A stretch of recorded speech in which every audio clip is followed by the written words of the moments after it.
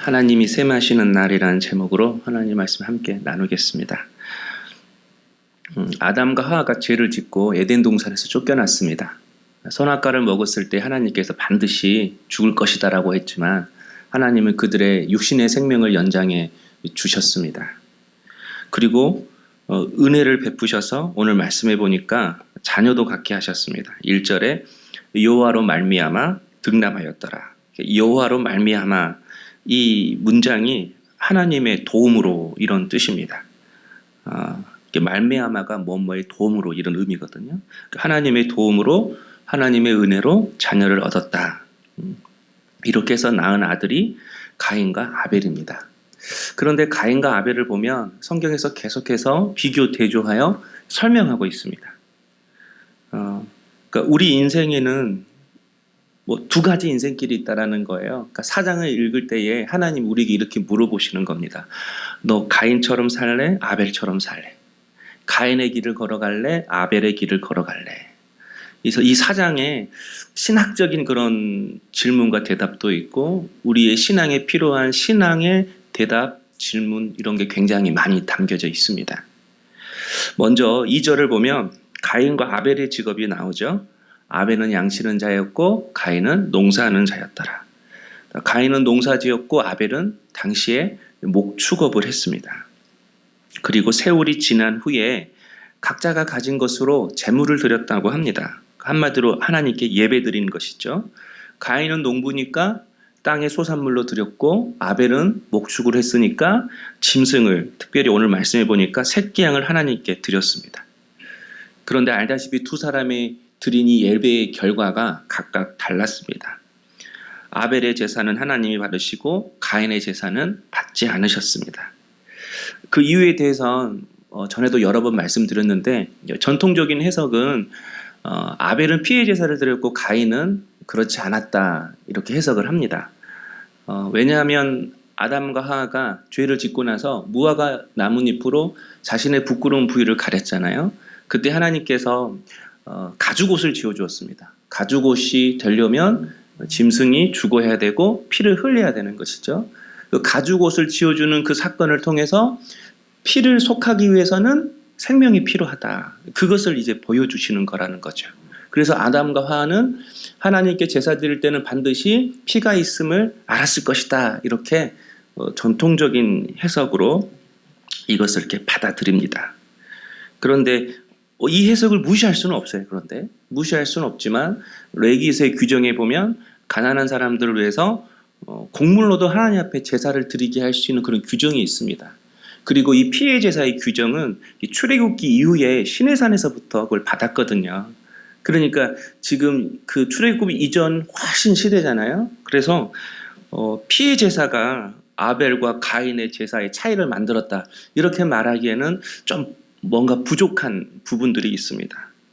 그렇다면 가인의 제사를 하나님께서 받지 않으신 그 이유가 무엇일까? 오늘은 제가 좀 단어로 이걸 좀 풀어보고 싶습니다. 3절에 보면 재물이라는 단어에 주목해 볼 필요가 있습니다. 세월이 지난 후에 가인은 땅의 소산으로 재물을 삼아, 재물. 이 재물이라는 히브리어 단어가 미느하라는 단어입니다. 이 단어는 반드시 하나님께만 바치는 재물만을 의미하지는 않습니다. 이 재물이라는 뜻 속에는 하나님께 바치는 재물이라는 뜻도 있지만 세상에서 윗사람이나 존경하는 사람한테 드리는 선물이라는 개념도 같이 들어 있습니다. 세속적인 선물을 나타낼 때도 이 단어 미느하를 씁니다. 그래서 어제 찾아보니까 창세기 32장 15절에 야곱이 거기서 밤을 지내고 그 소유 중에서 형 에서를 위하여 예물을 택하니, 이 예물이라는 이 단어가 미느하라는 똑같은 단어가 쓰여져 있습니다. 야곱이 왜 에서에게 예물을 주죠? 미느하를 주죠? 고향으로 돌아가려고 하니까 형이 과거에 야곱으로 인해서 자기 장자권도 팔았잖아요. 그리고 아버지의 축복기도도 받지 못했잖아요. 그러니까 형 에서가 동생이 돌아온다는 소식을 듣고 복수하려고 400명의 군사를 이끌고 지금 야곱을 쫓아가고 있는 거죠. 그때 야곱이 뭘 보내요? 미느하를 보냈어요. 재물을 보냈어요. 그러니까 여기서 나오는 미느하는 어떤 성격이죠? 뇌물의 성격이 굉장히 강합니다. 이처럼 재물이라는 뜻의 미느하는 자신의 안위나 생명을 위해서 윗사람에게 또 왕에게 바치는 선물, 뇌물, 이것을 의미하기도 합니다. 그러니까 하나님이 가인의 재물을 받지 않으신 이유, 가인의 예배를 받지 않으신 이유는 그 재물보다 그 재물을 주는 가인의 태도에 분명 문제가 있었다라는 것입니다. 그러니까 하나님 앞에 가인이 드리는 그 미느하는 하나님 앞에 드리는 그 감사의 재물이 아니라 뇌물인 거죠. 뇌물. 그러니까 가인에게 있어서 하나님은 자신을 지켜주시는 분이십니다. 복 주시는 분이십니다. 보호해 주시는 분이십니다. 그러니까 내가 이렇게 하나님 재물 드릴 테니까 하나님은 나 보호해 주셔야 돼요. 나 지켜주셔야 돼요. 나 복 주셔야 돼요. 내가 이런 계획이 있으니까 하나님은 도와주셔야 돼요. 재물이 아니라 뇌물로 하나님 앞에 드리는 것이죠. 그러니까 가인이 믿는 하나님은 마치 내가 원하는 것을 구하는 아론이 만든 금송아지 하나님과도 똑같다라고 말할 수가 있습니다. 반면에 아벨은 달랐습니다. 4절에 여호와께서 아벨과 그의 재물을 받으셨으나 이렇게 이야기를 합니다. 여기서 받으셨다, 이 받으셨다가 기쁘게 받으셨다 이런 의미가 같이 포함되어 있습니다. 그런데 이 받으셨다, 이 열납이라는 히브리어 단어가 받다라는 뜻도 있지만 응시하다, 주목하다, 둘러보다 그런 의미가 있습니다. 그래서 4절을 다시 해석해 보면 여호와께서 아벨과 그의 재물을 응시하셨다. 아벨과 그의 재물을 주목하셨다. 둘러보셨다. 이렇게 설명할 수가 있습니다. 그런데 단어의 배치가 중요해요. 하나님이 아벨을 볼 때에 말씀해 보니까 재물 앞에 무엇을 먼저 배치를 했어요? 아벨이란 단어를 먼저 배치를 했어요. 그러니까 아벨과 그의 재물을 받으셨다 이 말은 하나님이 먼저 뭘 보셨다라는 거예요. 미느하를 보기 전에 아벨을 먼저 보셨다라는 거예요. 아벨을 응시하셨다라는 거예요. 아벨을 둘러보셨다라는 거예요. 그러니까 하나님을 향한 이 아벨의 태도, 하나님을 향한 아벨의 마음을 하나님이 받으셨다라는 것입니다. 근데 이 말은 지금 이 예배를 드리는 그 순간에 아벨의 태도와 아벨의 마음을 하나님이 보셨다 그런 의미가 아니죠. 만약 그 예배 때에 드리는 태도를 봤다면 저는 가인이 훨씬 더 하나님 향해 진중한 마음으로 열정적인 마음으로 하나님이 예배했을 것 같아요. 예배의 태도로만 본다면. 왜냐하면 하나님은 내게 복 주셔야 되잖아요. 하나님 오늘 내가 가지고 온 이 계획에 사인해 주시고 필요한 것들을 하나님 주셔야 되잖아요. 그러니까 어느 한순간의 예배의 태도는 훨씬 가인이 또 하나님 앞에 보시기에 예배자의 태도로 보일 수가 있습니다. 그러므로 하나님이 아벨을 받아주셨다는 것은 단지 예배 드리는 그 태도하고만 관련이 되어 있는 것이 아니라 아벨이 살아온 이 삶과 관련이 있다는 것입니다. 그러니까 예배는 예배 하나로 딱 떨어져서 보시는 것이 아니라 예배와 삶을 한 줄기로 한 통으로 하나님은 보신다라는 것입니다. 그런 의미에서 3절에 보면요. 세월이 지난 후에 이렇게 나오죠. 세월이 지난 후에 가인과 아벨이 하나님 앞에 제사를 드렸다고 합니다. 이 세월이 지난 후에 이 문장이 우리에게 중요한 의미를 가져다 줍니다. 이 세월이 지난 후에 제물을 드렸다 이 말은 주일이 되어서 때가 되니까 주일 예배를 드렸다. 1년을 살다가 추수가 돼서 그리고 추수 감사절이 되어서 그때 예배를 드렸다. 그런 의미가 아닙니다. 단지 시간의 흐름을 말하는 것이 아니죠. 이 세월이 지난 후에 이걸 그 원문 그대로 직역을 하면요. 그리고 날들의 끝으로부터 이 일이 있었다. 여기서 이 세월이라는 단어가 그 하루하루를 요미라 그러거든요. 한 날을 히브리어로. 하루하루가 쌓이면 이제 날들이 되는 것이죠. 그 야밈이라 그러는 거예요. 그러니까 이 세월이라는 것은 그냥 시간이 흘러서 어느 한순간이 아니라 그 하루하루가 쌓여서 그 날이 되었다 이거고요. 이 지난이라는 뜻은 캐치인데 끝이 왔다 이런 끝 그런 뜻인 거예요. 그래서 날들의 끝으로부터 이 일이 있었다. 여러분 끝에는 주로 뭐 하죠? 학교 수업 끝날 때 뭘 하죠? 시험 보잖아요. 네. 그러니까 끝이라는 이 단어 속에 심판이라는 의미도 같이 포함이 되어 있습니다. 그래서 구약 성경을 보면 이 지난, 이 끝이라는 이 캐치라는 이 단어의 용법이 때가 되어서 하나님이 심판하셨다. 이 심판과 관련된 그 단어로 이 단어를 많이 쓰입니다. 그리고 날들의 끝으로부터 이 일이 있었다. 쉽게 설명하면 시간이 흘러 하나님이 정하신 끝이 왔다. 시간이 흘러서 하나님이 정하신 하나님의 평가의 때, 심판의 때가 왔다. 이걸 설명하고 있습니다. 그러니까 하나님은 가인과 아벨의 예배를 한 번 보시고 그들을 평가한 것이 아니라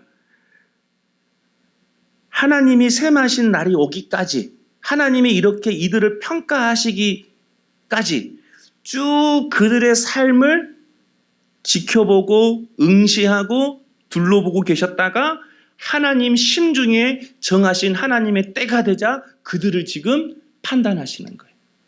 그들을 지금 셈하시는 거예요. 그들을 지금 평가하시는 것입니다. 성도 여러분, 시간은 흘러가죠?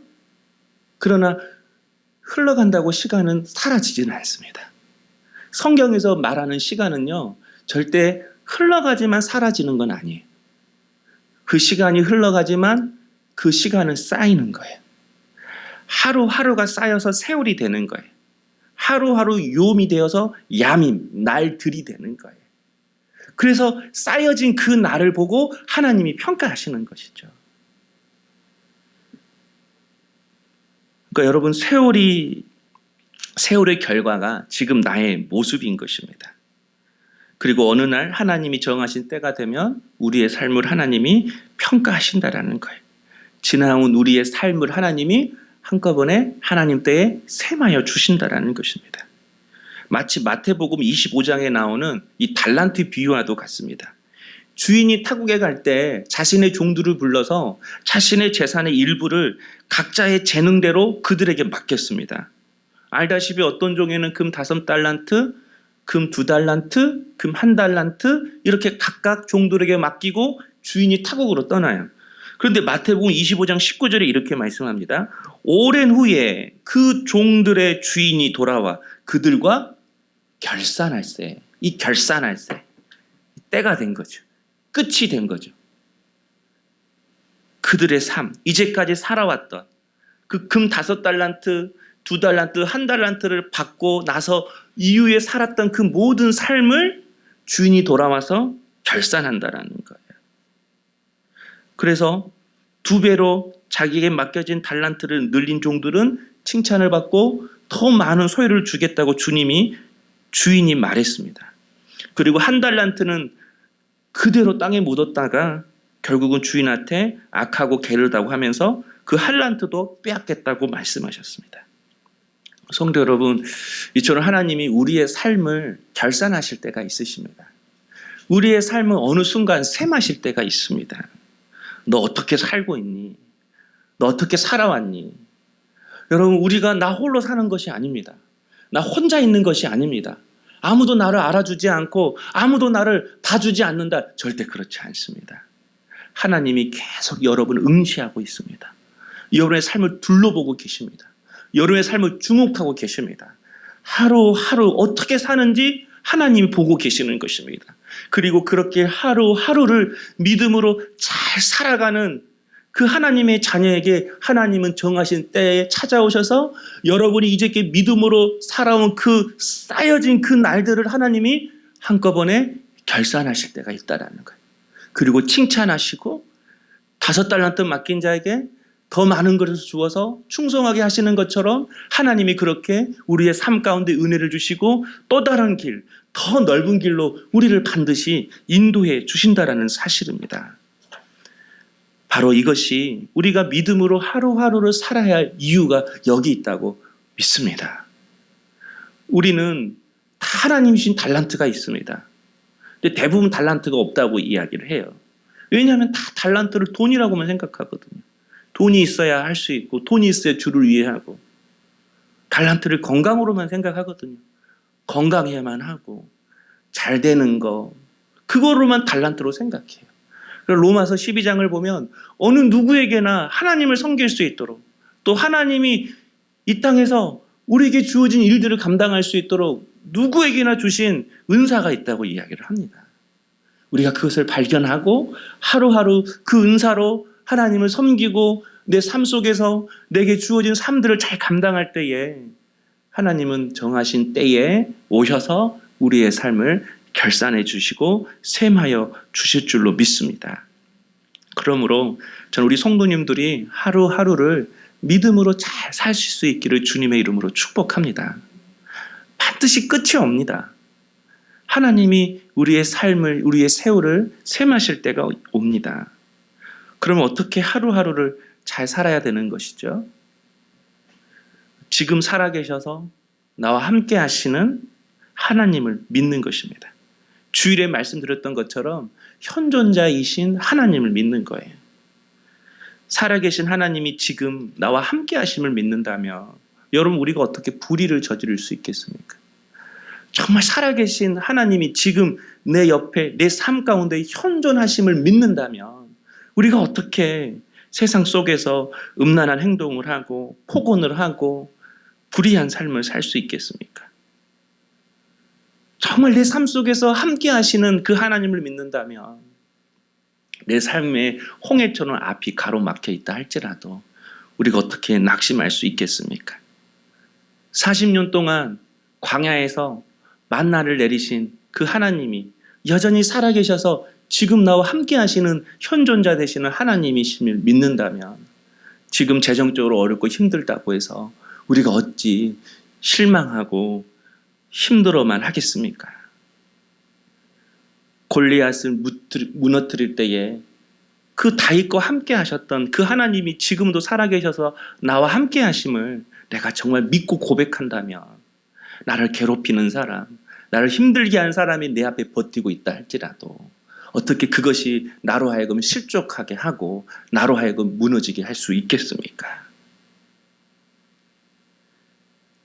제가 교회 개척할 때 교회 공사에 교회에서 이렇게 지원해 준 것을 다 썼습니다. 사실 다 그러는 건 아니거든요. 개척하시는 목사님들을 보면 일단은 집부터 먼저 구해요. 왜냐하면 집이 먼저 있어야 안정적이거든요.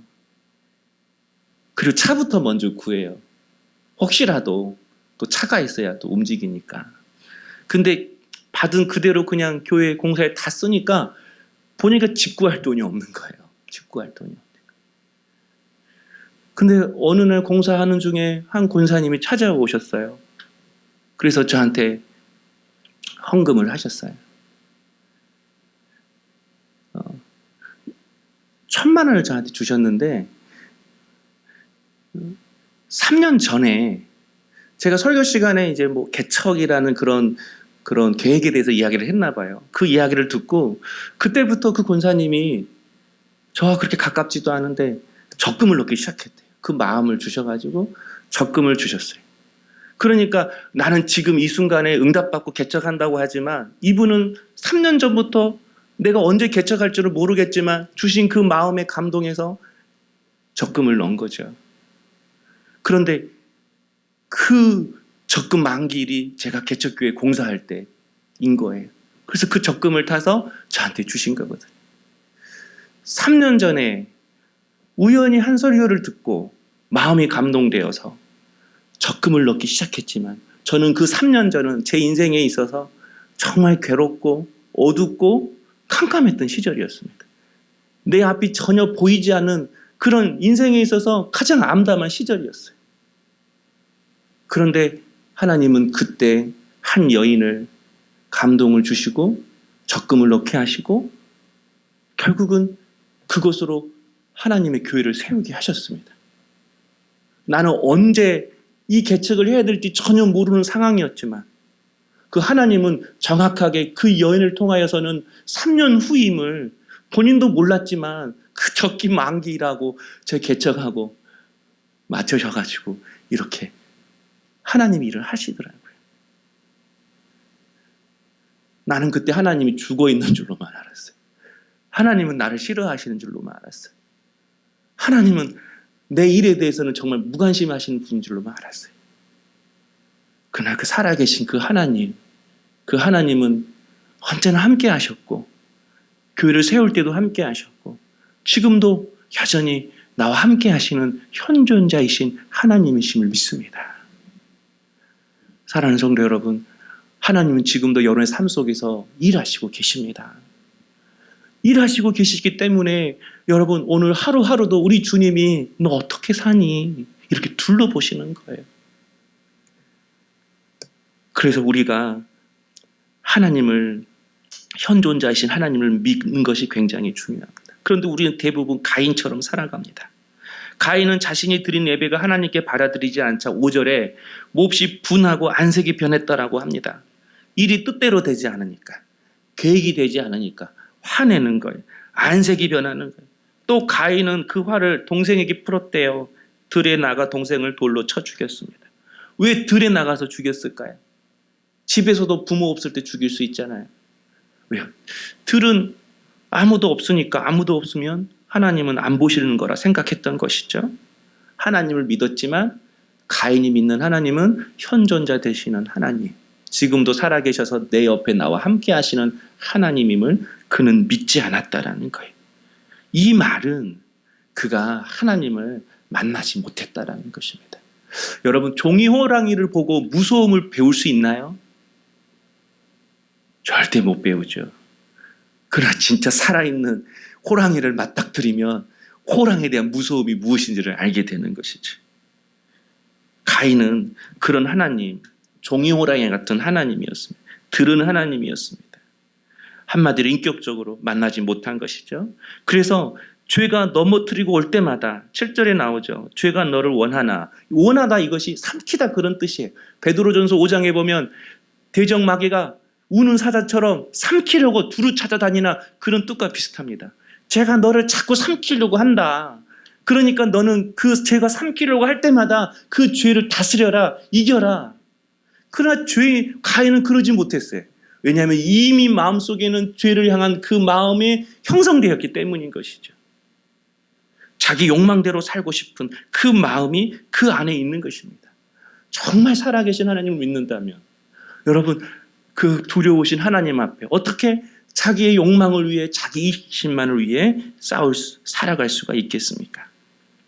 제가 오늘 이렇게 가인 이야기를 하는 이유는 그 얼마 전에 제가 19세기 작가 헤르만 헤세의 데미안이라는 책을 읽었습니다. TVN 프로그램에 책을 읽어드립니다라는 그 내용을 보니까 설민석 씨가 이 데미안 책을 이렇게 요약해주고 이야기해 주더라고요. 근데 거기에 가인의 표에 대한 그 이야기가 나와 있습니다. 성경의 원래 내용은 어떻죠? 오늘 본문에 보면 가인이 아벨을 죽입니다. 그러자 하나님이 가인에게 찾아오셔서 아벨이 어디 있냐고 물으시죠. 그러면서 하나님이 가인을 징계하십니다. 땅이 이제 너의 편이 아니다. 그리고 너는 이 땅에서 유리하며 살게 될 것이다. 그러니까 가인이 사람들이 나를 죽이고 보복할까봐 두렵습니다 라고 하니까 하나님이 그에게 표를 주셔요. 이 표를 주면서 사람들이 너를 못 죽이게 할 것이다. 만약 너를 죽이면 내가 그 사람에게 7배나 벌을 더할 것이다.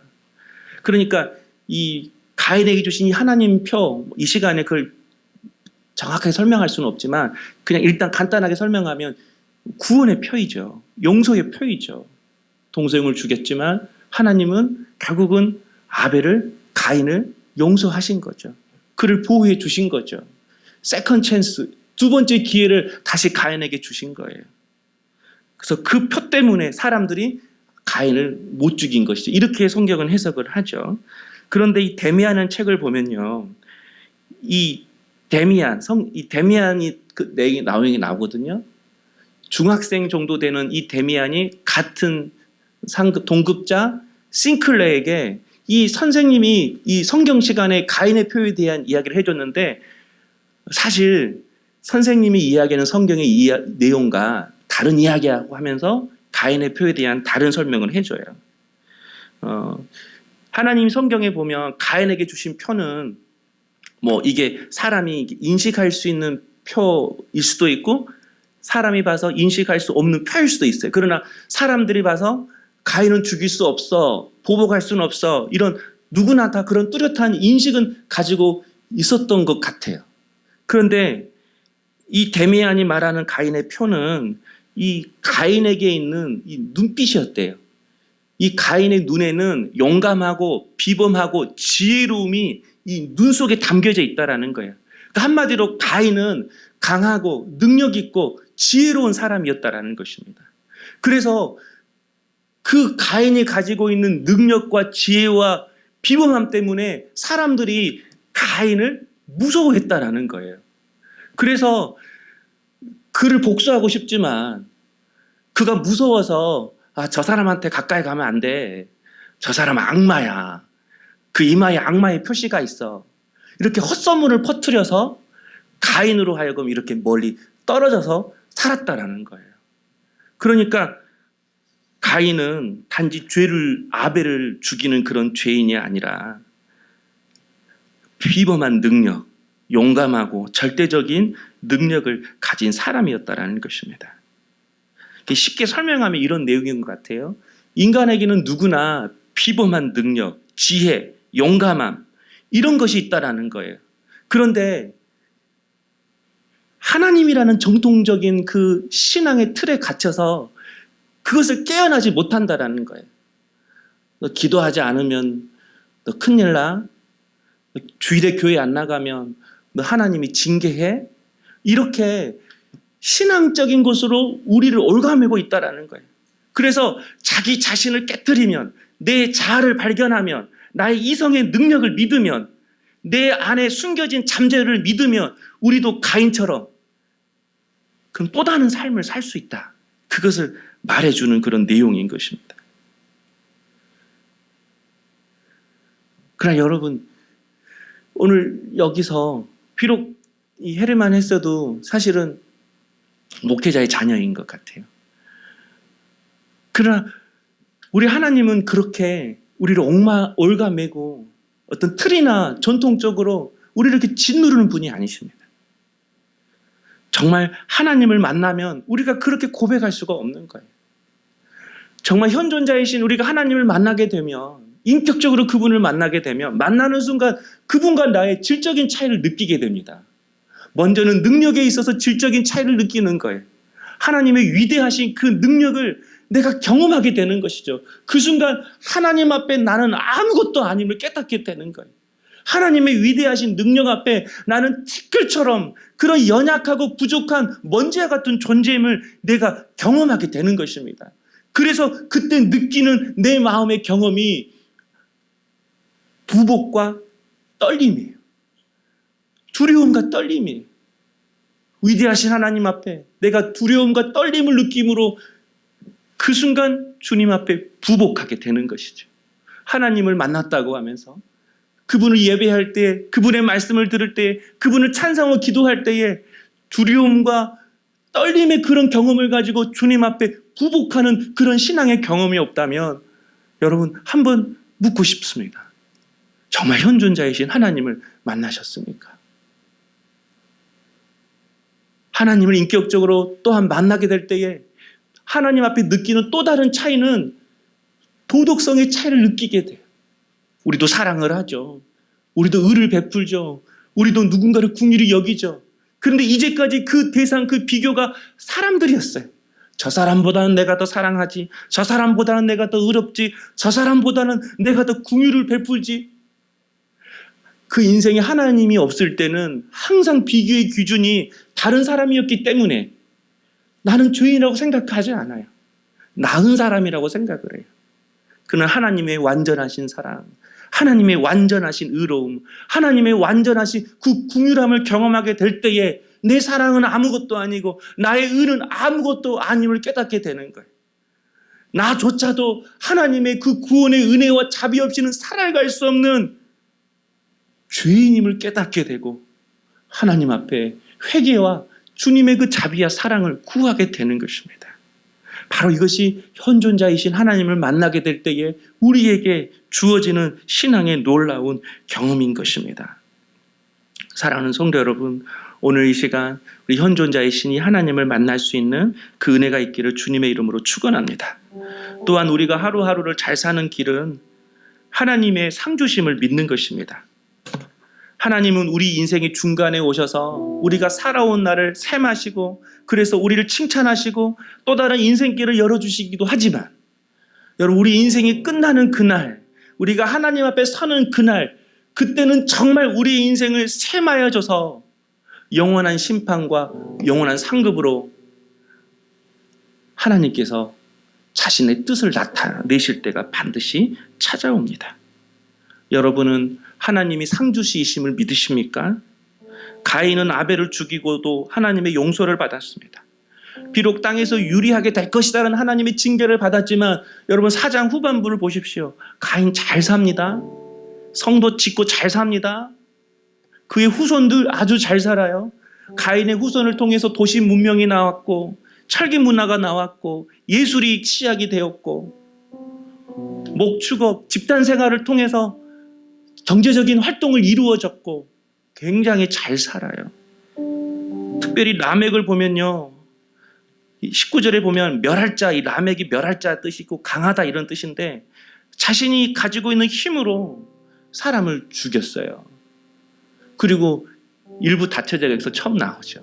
두 아내를 얻었다 이렇게 이야기를 합니다. 자신의 힘이 있었어요. 능력이 있었어요. 가진 것이 있어요. 죄를 지어도 가인은, 그의 후손들은 떵떵거리고 잘 삽니다. 근데 5장을 보면요, 아벨이 죽고 아담과 하가 또 다른 자녀를 낳습니다. 그게 셋입니다. 셋의 후손들이 5장에 기록돼요. 그런데 5장의 내용을 보면 누구는 몇 세 살았고 900살 살았고 뭐 800살 살았고 몇 살 연수가 계속 기록되어 있어요. 4장에는 가인의 후손, 5장에는 셋의 후손.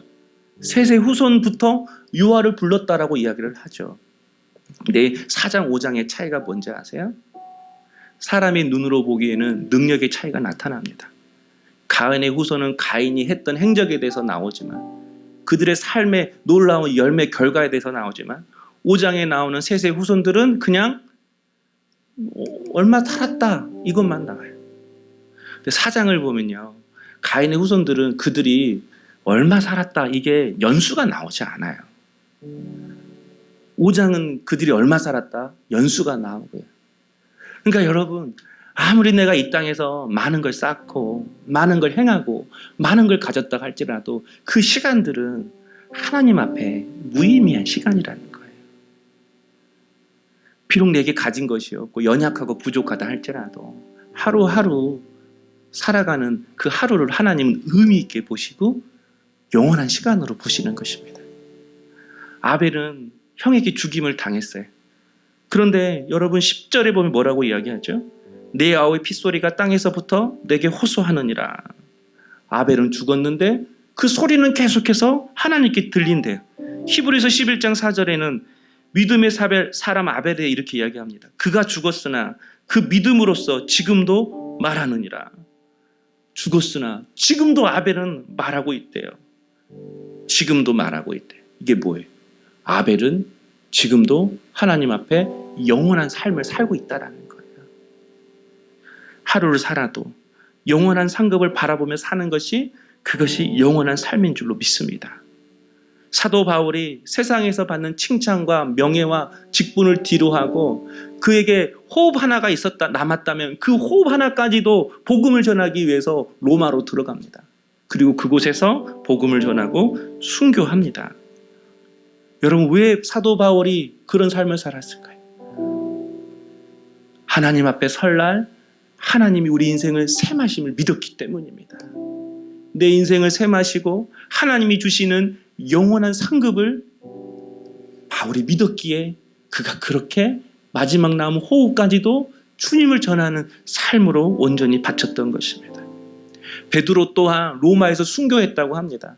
초대교회 전승을 보면 네로 황제가 기독교에 대한 핍박이 심해서 사람들이 죽으니까 다 그리스도인들이 로마를 떠났다고 합니다. 거기 떠나는 그 행렬 속에는 베드로도 있었다고 그래요.